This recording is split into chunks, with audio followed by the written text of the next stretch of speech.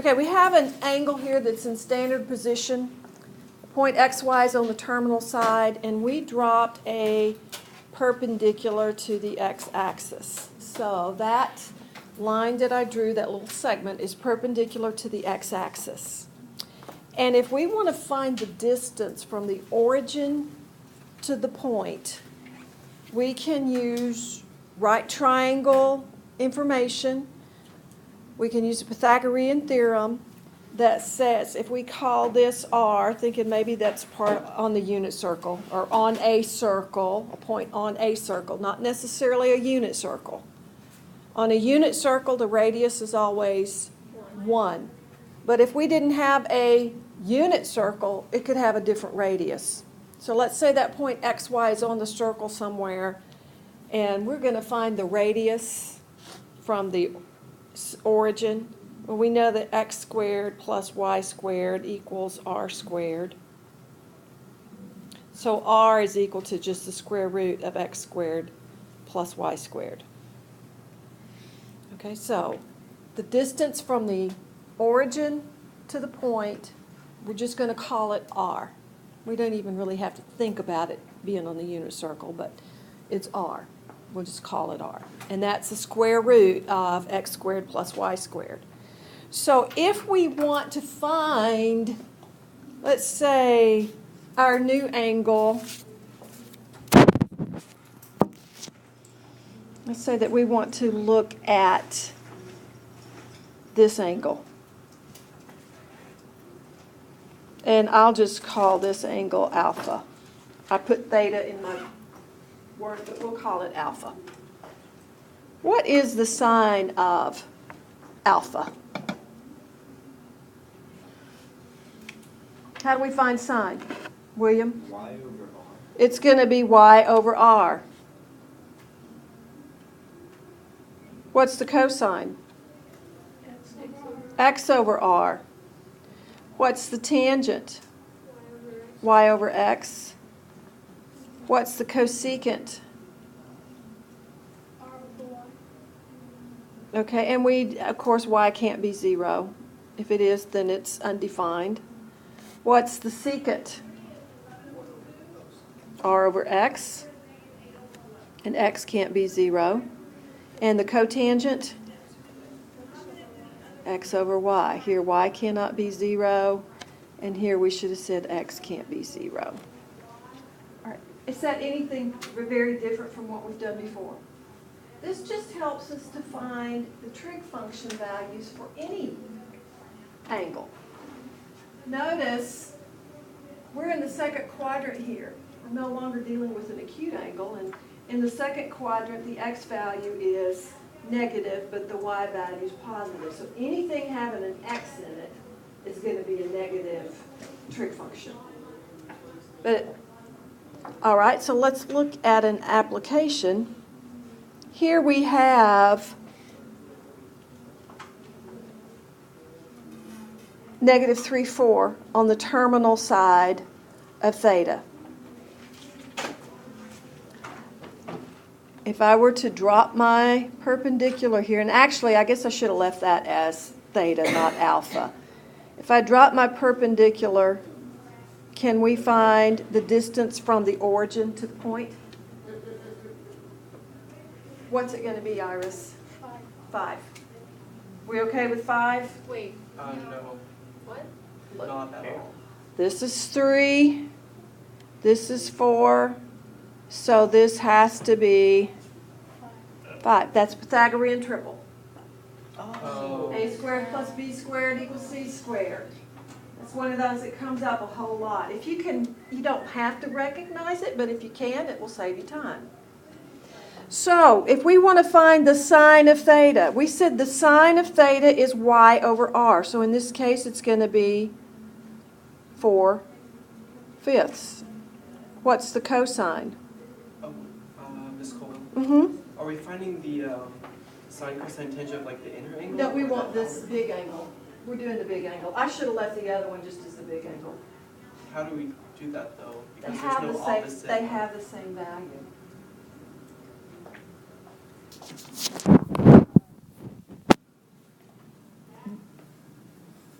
They're going to be, it's still going to have the same value as that little triangle, but it's just a matter of whichever quadrant it's in.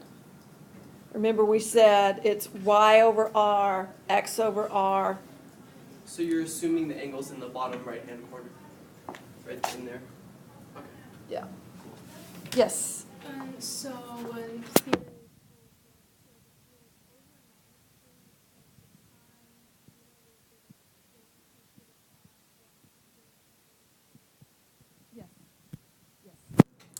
What's the cosine going to be? 3/5. It's going to be negative 3/5 because x is a negative 3.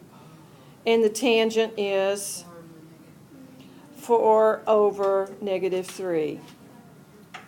wait, why does that work like that? Why is Okay, look at our relationship that we have written right above it. wait, what am I looking at? Okay, up here. Y over x. It's y over x. Tangent is y over x. But I thought we were working on the bigger.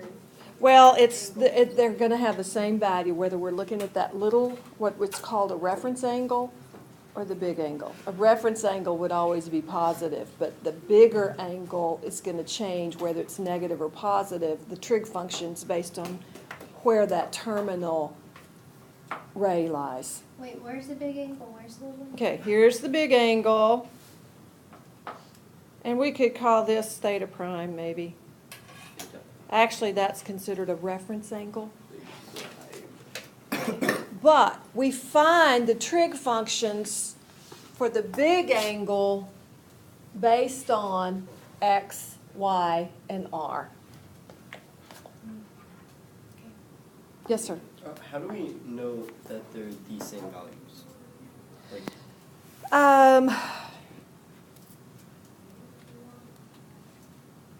me think of the easiest way to do this. If we were to, this is going to be if we're looking at this acute angle, all of your trig functions would be positive because all the trig functions for an acute angle are positive. But when we have something that's not acute, when the terminal side lies in a different quadrant, we use this reference angle, or you can use this reference angle, which we'll talk about in a few minutes, to help find the values for the big angle. But in finding, when you have the point on a terminal side, we can use the relationships that we just got from that little triangle, but the difference is going to be you consider whether the x and the y are negative or positive. oh, They have the same values, but it's just a matter of whether the x and y are negative or positive. Right? I know it's hot in here and it's hard to stay awake, but let's do our best. It's very uncomfortable today. Whoever thought we'd say that? Let's just think about,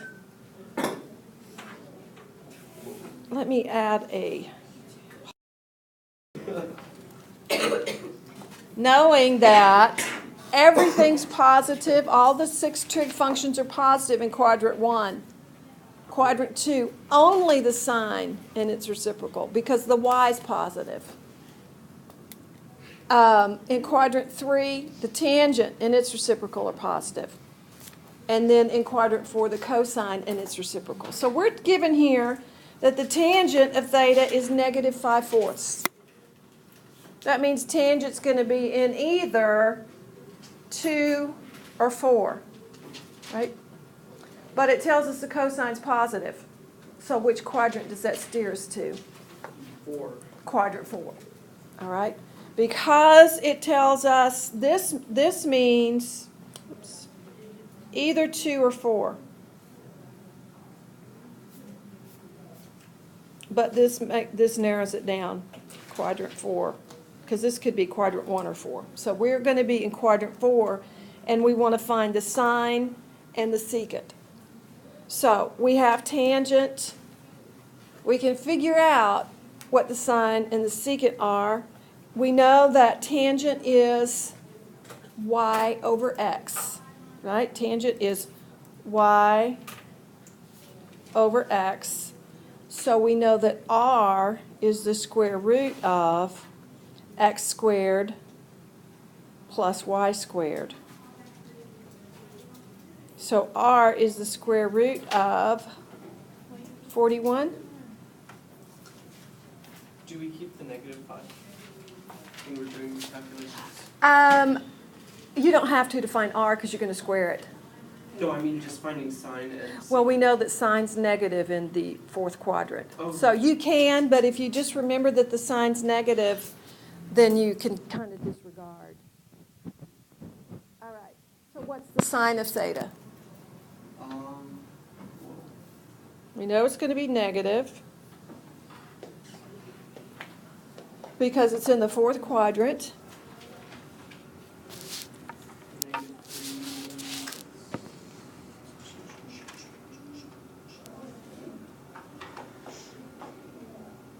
How do we find sine? Opposite over hypotenuse. Sine, opposite over hypotenuse. Okay, so sine, or Or x over, just kidding. y over r. Yes. Y over r.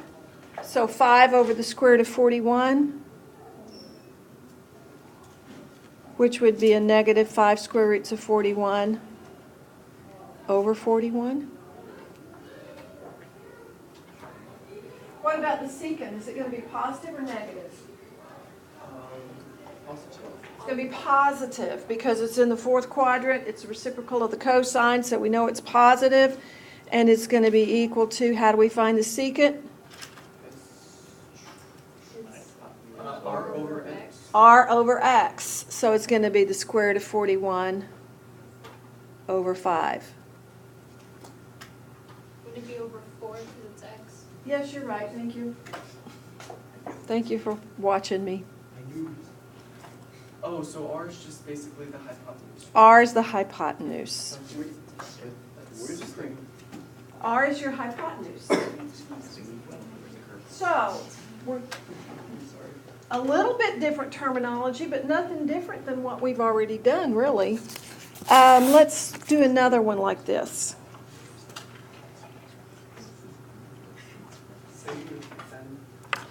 If I have that the sine of theta is 4/5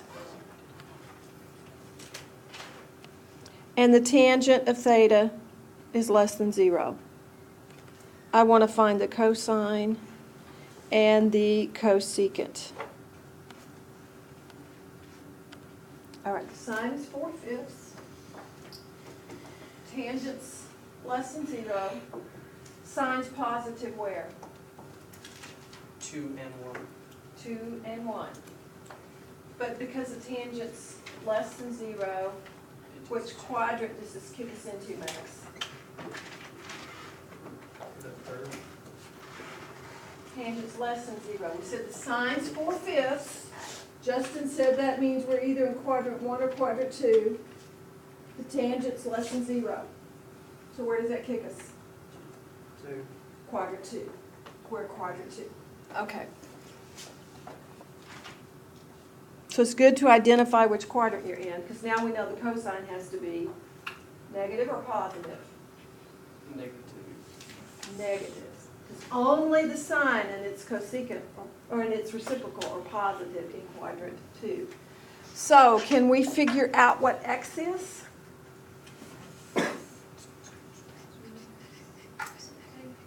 It's 3. How did you know that? Because I just did 4 squared plus x squared equals 5 squared. Okay, you can use the Pythagorean theorem. If you need to draw a little triangle, you can do that, but this is one of those Pythagorean triples. But if you need to draw a triangle, you can certainly do that if that helps you. If this is theta and sine is 4 over 5, you can see that that's going to be 3. So the cosine is negative 3/5. What is the cosecant? Maddie? Okay, so the cosine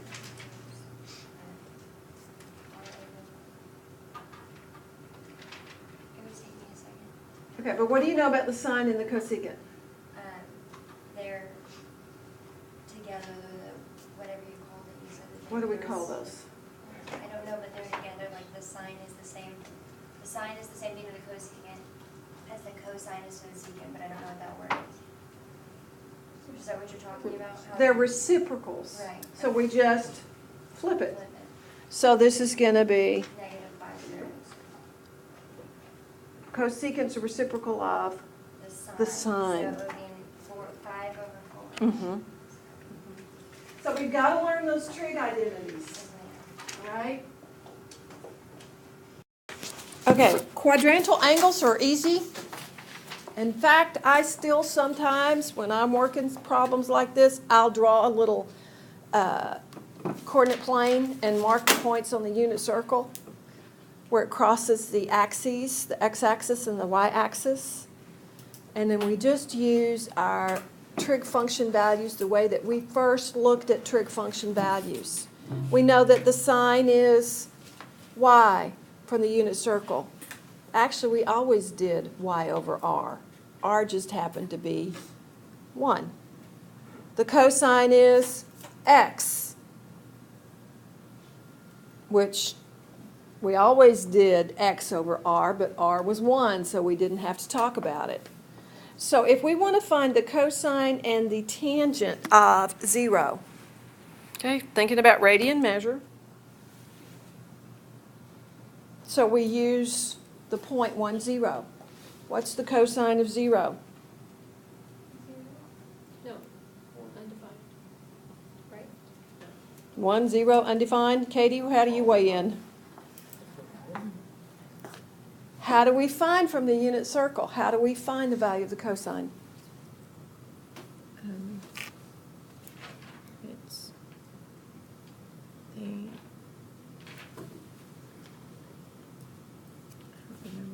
Michael?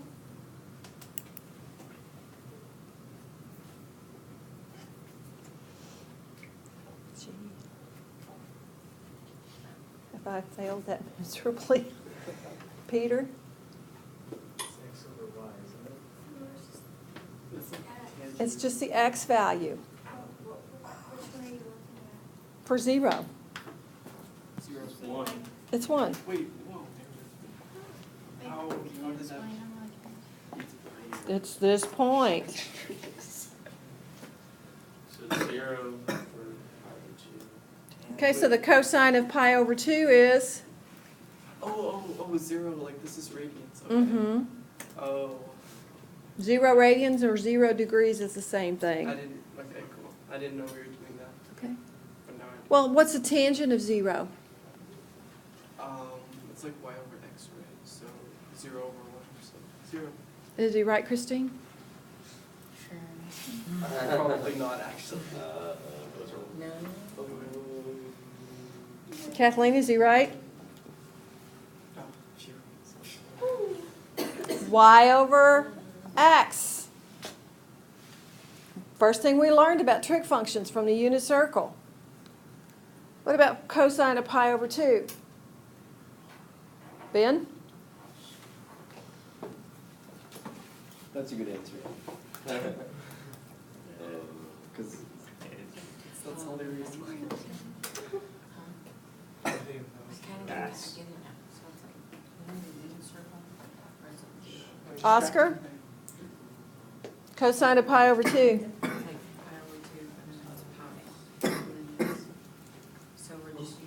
Molly? 0? 0. It's the x value. Yeah, that makes sense. What's the tangent of pi over 2? Undefined, because you cannot divide by 0. Guys, you've got to learn the trig function values. You've got to learn what they stand for. From the unit circle, from right triangles, you've got to learn them. I mean, you're going to be seeing them most of the rest of the year here. Well, the year You don't know how? The year is ending in a month, so probably. then you can The rest forget of the all. school year. How's that? And it's trying to be sleep. What is the cosine of pi? Michael? Cosine of pi, that would be -1. -1. What's the tangent of pi? Katie? 0. 3 pi over 2. What is the cosine of 3 pi over 2, Elizabeth? 1 second, I'm working on understanding this. Same. Christine? 0. Because it's the x value of the point. Slow down speed. I have reviewed myself in school. Yes, you have. Unit circle. Okay, what is the tangent of 3 pi over 2, Peter? Undefined. So remember, the sine is the x, the y value, cosine x value, tangent is y over x if you're looking at the unit circle. If we're thinking about a point that's not on the unit circle, then we have to figure out what r is. On the unit circle, r is 1. So let's think about a different point possibly. Hang on, let me see if I have anything else here. Let me go back. Did we talk about, yeah, let's look at the point -2, 3, just as a review of what we did a few minutes ago. So the point -2, 3 is on the terminal side of theta.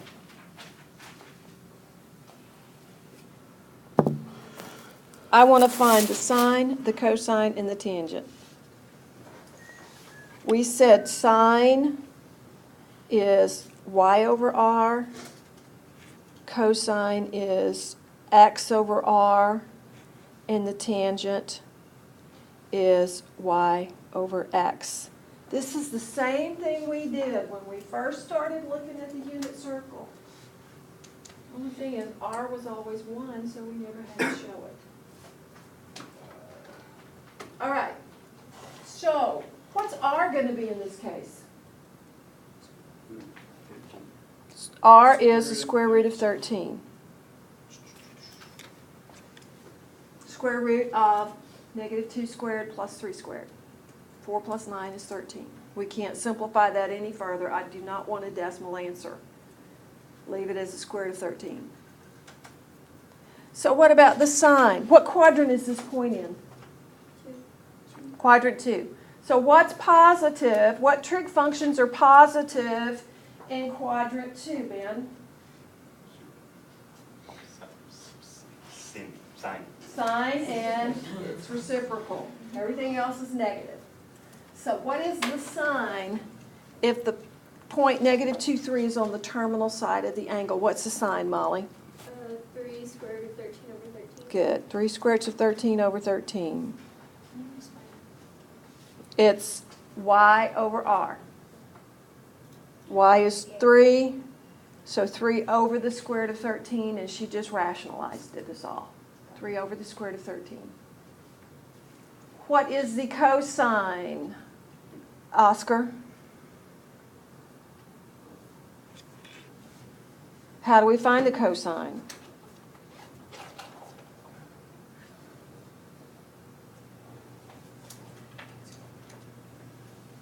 Do you have notes? Well, at least you're honest. What's the cosine, Kathleen? So it'd be -2 square root of 13 over 13. Good. -2 square root of 13 over 13. And then the tangent, Elizabeth? 3 over -2. Good. And if you put 3 over -2, that's fine, or if you just want to say -3/2, that works as well. Okay? Yes, sir. Why is -2 and the square root of 13? I don't know where does the 13 come from. No, I'm sorry, square root of 13 come from. Where does the square root of 13 come from, Joe? That's the hypotenuse of -2 and 3. Okay, we said it's r, and how do we find r? Finding the hypotenuse. If we were to, let me just pause this. All right, so we want to talk specifically about reference angles, and I think, yeah. All right, a reference angle is always an acute angle. And a reference angle can help us determine the value of the trig functions of any angle. that's greater than 90 degrees. So I have marked here some examples of reference angles, which I have theta prime. If theta is our angle in this first example, theta is an obtuse angle. Its terminal ray is in the second quadrant. Well, the acute angle that I've labeled theta prime is the reference angle. It's always an acute angle between the x-axis and the terminal ray of the angle. The reference angle is the acute angle between the x-axis and the terminal side of theta. Okay. Reference angle is an acute angle, and it's the angle that's formed between the x-axis and the terminal side of theta. For instance, this is our reference angle. In the second example, here's our reference angle between the x-axis and the terminal side of theta. In the third example, here's our reference angle. It's the acute angle between the x-axis and the terminal side of theta. If your reference angle is an acute angle, then theta and the reference angle are the same. Okay, so don't let something like that trip you up. If you're given an acute angle and asked to find the reference angle, for instance, if I told you that theta is 30 degrees, and I ask you to find the reference angle, it's 30 degrees. All right, now in order to find the reference angle, in this first example, if we're looking for the reference angle, notice we said it was the acute angle between the x-axis and theta. So if we are in radian measure, we would take pi minus theta. Or if we are in degrees, it would be 180 degrees minus theta to find that reference angle. Excuse me, theta, not 30. That would give us a second quadrant reference angle. If our terminal side of our theta is in quadrant 3, then the reference angle is going to be theta minus pi or theta minus 180 degrees. You never go off of the y-axis. It's always based off of the x-axis. All right, so theta minus 180 would give me, this is theta. If I want the reference angle, it's theta minus 180 to give me the reference angle. Wait, what are the difference between those two? This one is, this is the angle I want, so it's 180 minus theta would give me the reference angle. Or pi minus theta. What are the difference between that set and that set? Notice this is pi minus theta, or 180 minus theta. Here it's theta minus pi, or theta minus 180, depending on whether you're in degrees or radians. So how would you know when you use theta equals pi minus? You have to look at what Theta minus quadrant is theta in. So which If theta is in quadrant 3, say we had theta was 210 degrees. If theta is 210 degrees, then if we want to find the reference angle, we take 210 minus 180. And our reference angle would be 30 degrees. So all the trig functions for 30 degrees, which you now know those, would be the same as for 210 degrees, just the only variation would be whether it's negative or positive. Does it have to be over 90 degrees? Yes. So the only option though is in the second, third, and fourth quadrant, right? Sometimes they'll ask you about a reference angle in the first quadrant, but it's the same as whatever the angle is. They are the same in the quadrant 1. Justin?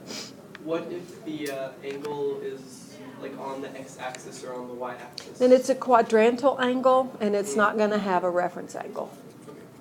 Because it's going to be a multiple of 90 or a multiple of pi over 2. But it's considered, if it's on the x or the y-axis, it's a quadrantal angle. And remember, we just looked at that a few minutes ago. If it's a quadrantal angle, we can use those unit circle values and what we learned at the very beginning about the trig functions for those unit circle values, we can get just based off those points for quadrantal angles. That means the terminal side lies on one of the quadrants. Okay, and then finally, if you have a fourth quadrant angle,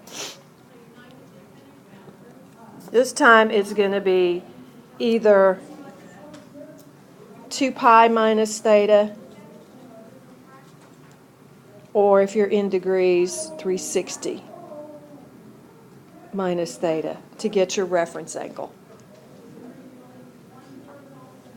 So if you'll think about where it is, how are you going to get that acute angle between the x-axis and the terminal side? Hopefully it makes a little bit of sense. Because if we have theta plus the reference angle, we're going to have 360 degrees, or 2 pi. So let's look at some examples. I want to find the reference angle for 300 degrees. So the first thing I have to determine is, what quadrant is 300 degrees in? Quadrant 4. So you know it's more than 270, but it's less than 360. So it's in quadrant 4. So to find a quadrant 4 reference angle, we take, and we're in degrees, so we'll use degrees. It's going to be 360 degrees minus 300.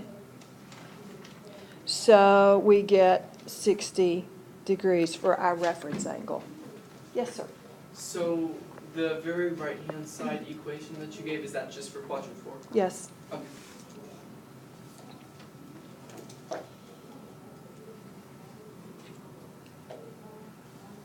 Okay, let's think about the next one. There's no degree sign, so that means we're in radian. It's 2.3. Do